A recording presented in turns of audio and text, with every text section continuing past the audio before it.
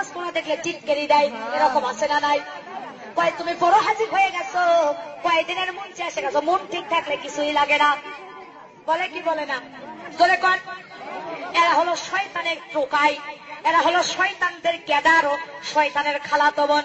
কয় মন ঠিক থাকলে কিছুই লাগে না। আরে নাফরমানের দলেরা, তোমরা মন কবে ঠিক করবা, কবে নামাজ পড়বা?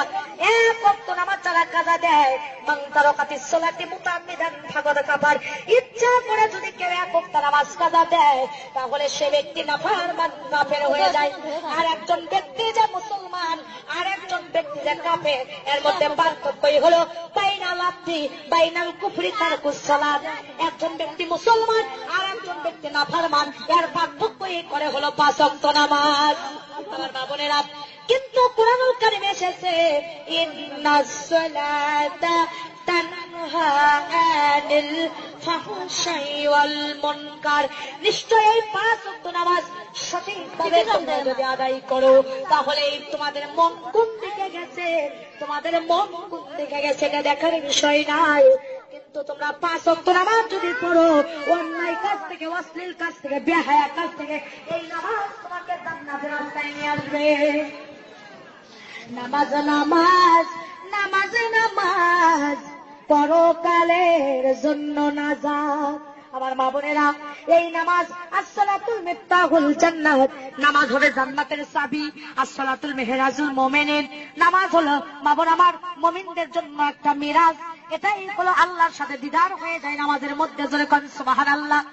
যারা নামাজ পড়ে তারা মুমিন, নেককার, পরহেজগার। আর যারা পড়ে না তেমন তারা কেমন নিকৃষ্ট। একটি হাদিস আপনাদের সামনে বলবো, শুনতে রাজি আছেন তো? আমার মা বোনেরা, হাদিস শরীফের মধ্যে এসেছে এক সাহাবী আল্লাহ নবীর কাছে এসে বলেছে, ইয়া রাসূলুল্লাহ, ইয়া হাবিবাল্লাহ, আমি গরিব মানুষ, পাতিলে ভাত রান্না করে রেখেছি, যায় দেখি পালিত একটা কুকুর পাতিলের মধ্যে মুখ দিয়েছে। ওগো আল্লাহর নবী, বলেন তো এই পাতিলের ভাত কি আমার জন্য খাওয়া জায়েজ আছে? কারণ মুখ কেবলই দিয়েছে, কিন্তু পুরোটা খাই নাই। আল্লাহর নবী বলছে, যাও তুমি যাই ওই পাতিলের ভাত ওই যেখানে কুকুর মুখ দিয়েছে ফেলে দাও, দিয়ে তুমি পাতিলের যেখানে আছে 7টা ধোয়া দিয়ে তুমি খেয়ে নাও। আল্লাহ নবীর সাহাবী বাড়িতে আছে, আসে দেখি ওই পাতিলের মধ্যে পালিত একটা বিড়াল আমার মুখ দিয়েছে।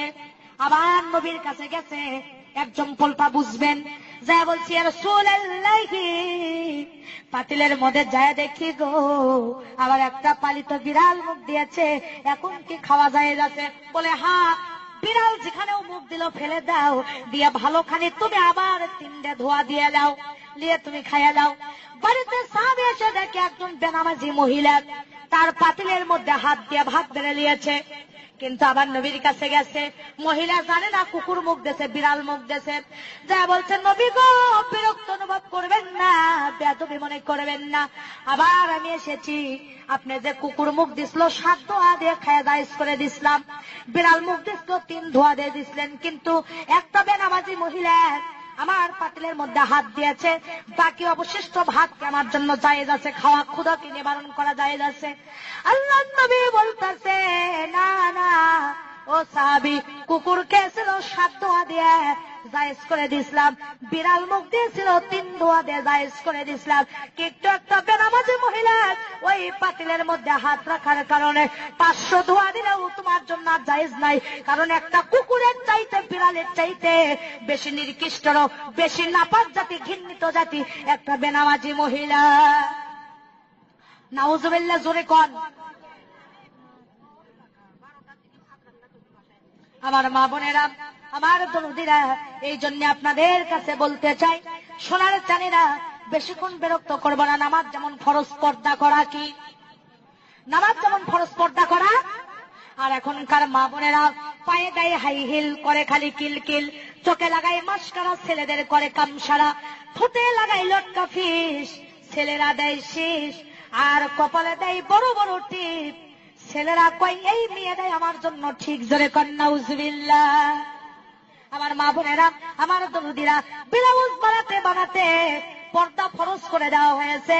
আর আমার মায়ের জাতিরা শহরে থাকেন, মন খারাপ করবেন না, ব্লাউজ বানাতে বানাতে পুরুষের ছেন্দ গেঞ্জি ফেল করে দিয়েছেন, এত খাটো ডানার ব্লাউজ, শর্ট কামিজ ব্যবহার করেন, বিউটি পার্লারে যা ভুরু তোলেন, ঠোঁট কালার করেন। মাজানদে খোদার কসম করে বলে আপনি দাউস হবেন কিয়ামতের দিন। একটা বেপর্দা মহিলা দাউস হয়ে যাবে। এই দাউস আল্লাহ জান্নাতে যাওয়া তো দূরের কথা, জান্নাতের বাসনাও তার নাকে পাবে না। টাকা পয়সা আলা হয়ে তোমার কোনো দাম নাই। আমার মা বোনেরা পায়জামা গুলো দেখেন, স্কিন পায়জামা পরে যা দেখতে তল্লাবাসের মতো পাদা শিকল লাগে, মাথার চুল কাটে বানরের লেজের মতো করে দেয়। ধরে বলেন ঠিক না ঠিক? বোরকার যে পর্দার জন্য গো, সেই বোরকা গাওয়াত দিয়ে রন্না খান গলায় পেঁচে দেয়, বুকের ওপর দেয় না, মাথায় কাপড় দেয় না। আমি আমার ভাষায় নাম রাখছি, এরা হলো তনসেল বারা মুসলমান। এদের স্থান হবে তাসলিমা নাসরিনের সাথে জাহান্নামে। জোরে জোরে বলেন ঠিক না বেঠি? আমার বাজান হক কথা বলতেছি, আমি বক্তাকে আর দাওয়াত করবেন না তাতে যায় আসে না, কিন্তু আজকে তো আপনাদেরকে বলার সুযোগ পাইছি। জোরে বলেন ঠিক না ঠিক? মাজান রে, পর্দা করা ফরজ, কেউ জানবে হায়া বেপর্দা করে চলবা না। মোটর সাইকেলের পেছনে শ্যাম্পু করে যায়, দেখনা পুরুষেরা কয় খায় না খায় মাল এক খান গেল। জোরে কোন ঠিক না ঠিক?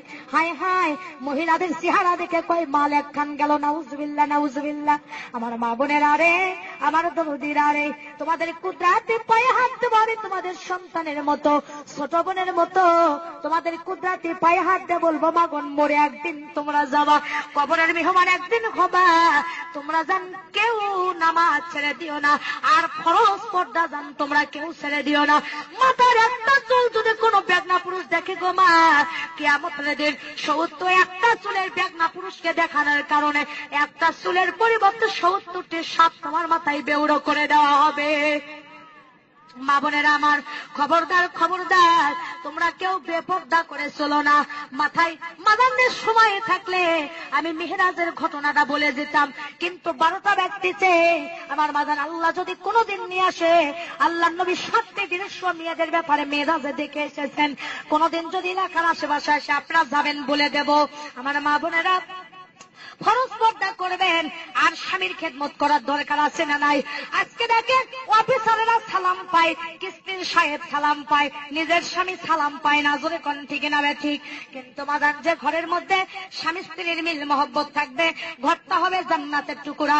আর যে ঘরের মধ্যে স্বামী স্ত্রীর মিল থাকবে না, ওই ঘরটা হবে জান্নাতের টুকরা। আল্লাহ পাক স্বামী স্ত্রীর ব্যাপারে বলেছেন, হুন্না লিন্নাসি লিবাসুল লাকুম আনতুম লিবাসুল লাহুন্না। স্বামী হলো স্ত্রী লিবাস, আর স্ত্রীরা হলো স্বামীদের লিবাস। দুইজন দুইজনকে লিবাস হিসেবে বলা হয়েছে। রে আমার মায়ের জাতিরা, আপনারা যা একে অপরের লিবাস। স্বামীকে মাঝে মাঝে গোসল করে দেবেন, স্বামীর সাথে রুক্ষ মেজাজে কথা বলবেন না, হাসি মুখে কথা বলবেন, আর স্বামীকে সালাম দেবেন। হযরত আয়েশা সিদ্দিকা হুজুর সাল্লাল্লাহু আলাইহি সাল্লামকে মাঝে মাঝে গোসল করে দিতেছেন। একদিন হুজুরকে আয়েশা গোসল করে দিচ্ছে, হুজুরের খুশির চাপা লেগে আম্মা আয়েশার বুড়ো লোকের আঙ্গুল ফেটে গেছে, হুজুরের গায়ের সাথে পানি ঢালছে, রক্তের বন্যা বয়ে যাচ্ছে। আর নবীজি আমার হাতে দাঁড়াছে, দাঁড়িয়ে বলে, ও আয়েশা, তোমার পানি যে ঢালি তো রক্ত কিসের বন্যা বয়া যায়? আয়েশা বলছি, ইয়া রাসূলুল্লাহ, আপনার গায়ে যখন পানি ঢালে আপনি যে খুশিতে বসে আছেন, আপনার খেদমত করতে যাইয়া ওই খুশির চাপা লেগে আমার বুড়ো লোকের আঙ্গুল ফেটে গেছে। নবী বলে, আয়েশা তুমি একবার আহু হু করনি কেন? তোমার কি কষ্ট হয়নি? আয়েশা বলছে, ইয়া রাসূলুল্লাহ, আপনি তো আমার একদিকে স্বামী, একদিকে আল্লাহর নবী, আপনার খেদমত করবে যাইয়া আমার কলিজাও যদি ফেটে যেত, আল্লাহ রাসূলকে খুশির থেকে উঠে দাঁড়ানোর কথা বলতাম না। মা বোনেরা, আল্লাহর নবীর 11 জন স্ত্রী ছিল, এক এক স্ত্রীর এক একটা গুণ।